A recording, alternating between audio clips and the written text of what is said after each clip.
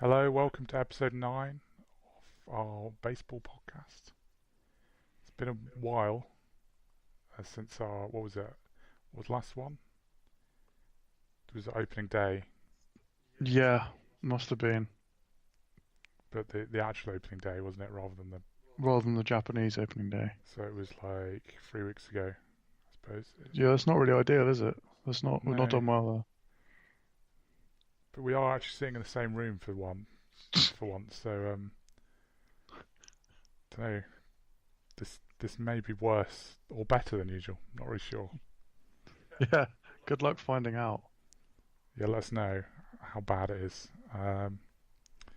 Anyway, I guess it's not so much a problem that we've taken so long because it's sort of you can't really say that much, can you? Like really early in the season, but we're sort of getting to the point where there's starting to be like some actual issues and some like actually the actual stuff actually starts to mean stuff a little bit more.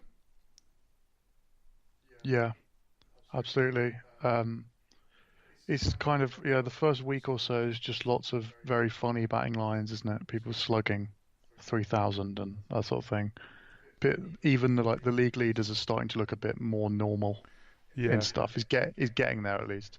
I think a few people are still batting like, yeah, but 400, but yeah, but even at this point, I think what the really stupid batting stats and stuff start to mean stuff a bit more because yeah, it's like well like um, people that are on like 10 home runs at the moment, that means that they're quite likely to hit like 30 or something yeah. at least. Like they're on pace to hit a lot. Yeah, well, like Jock Pedersen's got eight. Jose Altuve obviously had that streak of hitting them, and he's got seven. It's like if Yeah, Jose Altuve hits yeah, 35 home runs or something ridiculous. yeah. And it's like well, once you've hit that many at this stage, it's not that ridiculous, is it? You don't actually have to hit them at that much of a rate to get a really good number. No, no, that's true. So where should we start? Should we go do something about some teams? Some teams, yeah, okay. Which teams? The AL East, perhaps. All of it. Well, the Rays being 5.5 games ahead of Yeah. anyone. Whereas the Yankees and Red Sox had a terrible start, haven't they? Yeah, and the Rays have had a ridiculously good start. Um, the Yankees actually don't have any players anymore, which I is think part of it's the problem. quite a there's potentially quite like one of the best ways the division could have started in terms of it being close later in the year because it's everyone's expecting the Yankees and Red Sox to be a bit better than the Rays. They basically have a bit of a head start. Yeah, That's quite nice. it's quite possible it's an actual three-team race now. Yeah, And the Red Sox is like, it's not just being super unlucky either. I mean, like, everything has been bad. I think we said in our preview it was going to be a bit worse, but I didn't really expect them to be 6-12. no, there is Chris Sale, isn't it? There's been like a big disappointment. I think it's part of it, Yeah, and basically, well, they didn't do anything to the bullpen. They yeah, lost their two best relievers and didn't add anyone really. and well, Rafael Devers hasn't started well, who I think we spoke about as well. Um, Yeah, Eduardo Nunez's OPS plus is currently 5. it's not wonderful. That's not good. Um, When you look at the stats, their lineup though, it's not. I mean, there's a couple of guys that have really started quite badly, but there's not. It doesn't seem like it's underperforming hugely because you also got a few no, guys that are doing really well, yeah, well, JD and Xander Bogaerts have started really and well. I Mitch guess it's Moreland. just, yeah, I guess it's just like, I don't know. I I think it's mean, the pitching.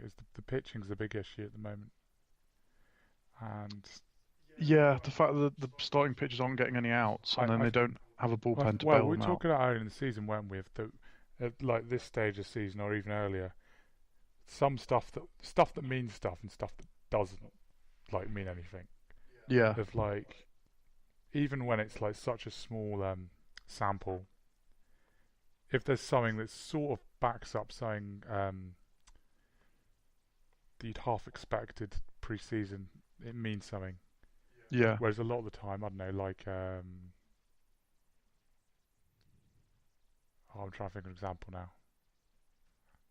This isn't good, but you know what I mean. Something that's just random probably doesn't mean anything at this point in the season. It's like, oh, we didn't really expect that, so it just came out of nowhere.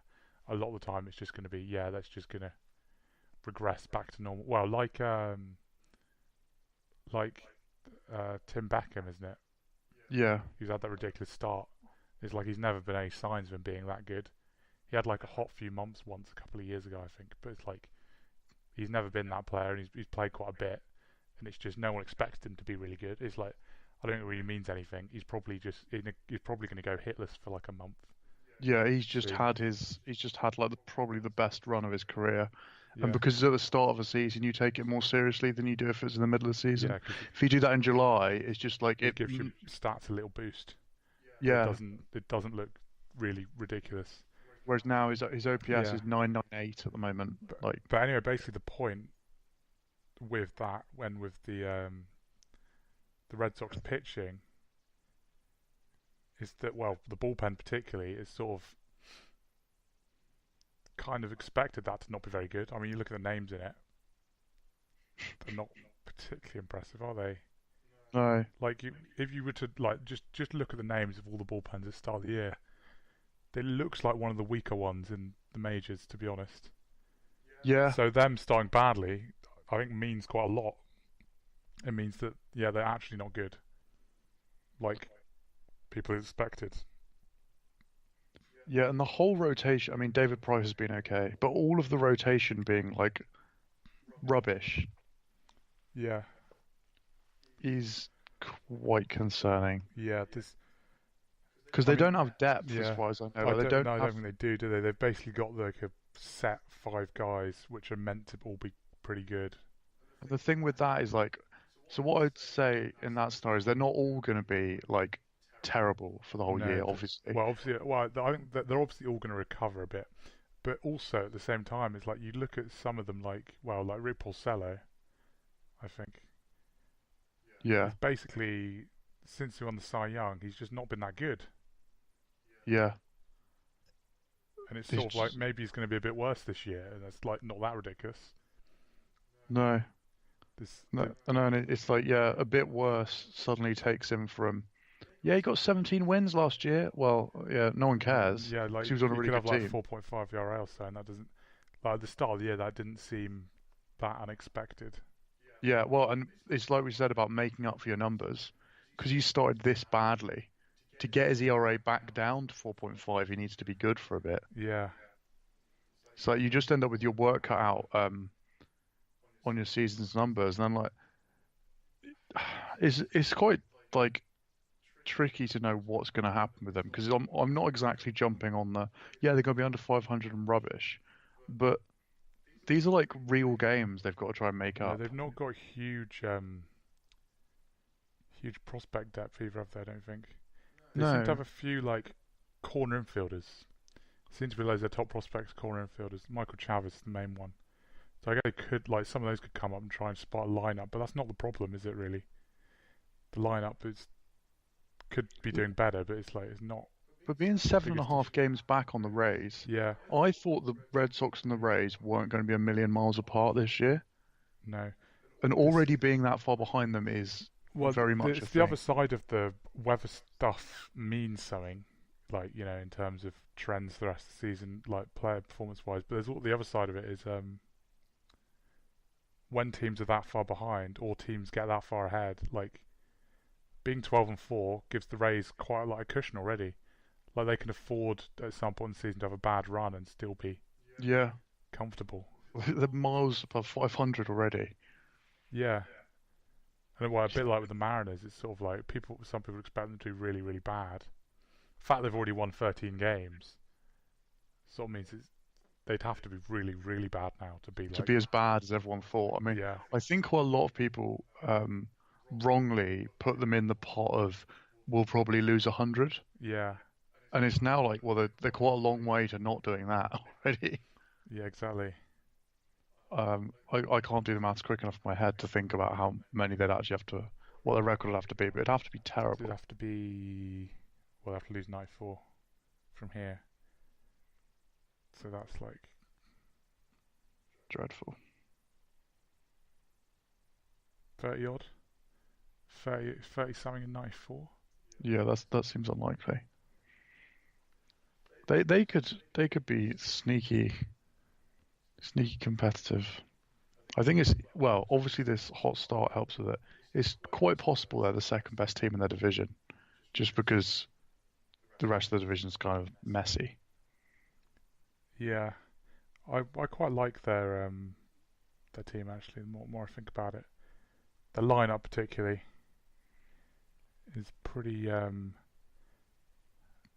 Like there's you look at this quite a lot of upside. Like there's a chance that they get bounce backs and stuff from certain guys like Edwin and Joe Bruce. Jay Bruce with his 8 home runs and 11 total hits. Yeah, That's the good stuff. combined with combined with the younger guys and stuff, like Yeah, breakouts and stuff that seem to be happening. They could have like a really deep lineup there. yeah. Well, It would be quite fun if they were good. It's always quite interesting when someone's good when everyone thought they were going to be rubbish, I think. yeah. Who else has been interesting so far?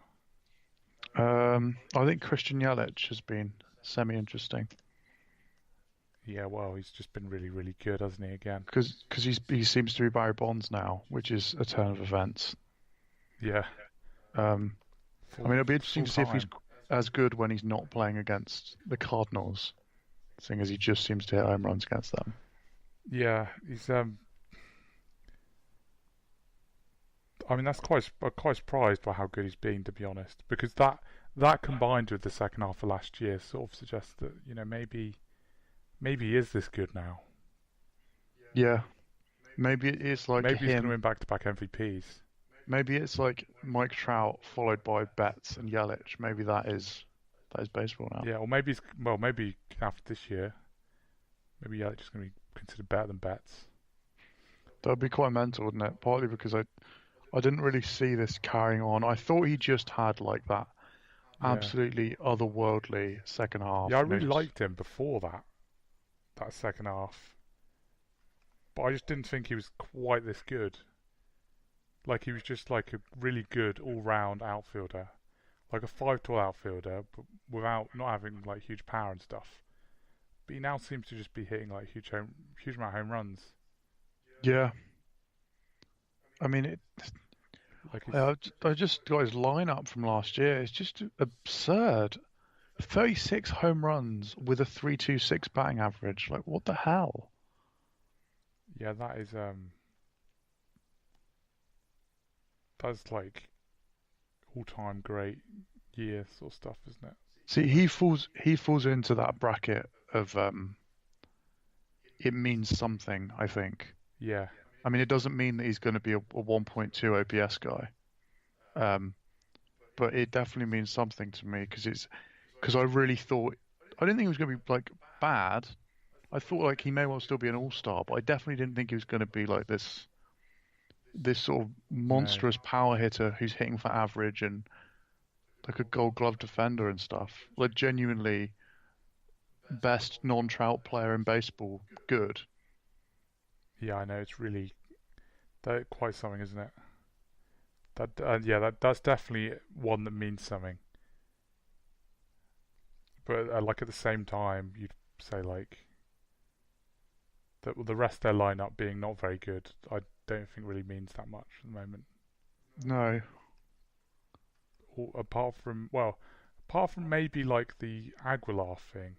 I've not really looked at everyone else's more advanced numbers that deeply, but the Aguilar thing, the fact that he's like stopped striking out and stopped hitting the ball hard, kind of suggests he's for some reason he's changed something Which and just yeah, made him worse. yeah. Like he stopped being good at the thing he was good at. I mean, yeah, no home runs so far this year, which is Like if he was just kind of striking incredible. out and not hitting the ball yet, I'd sort of say, yeah, maybe because his approach is still the same. It's just he's yet to make contact much. Yeah, but when he makes contact, they're still going to go over. Yeah,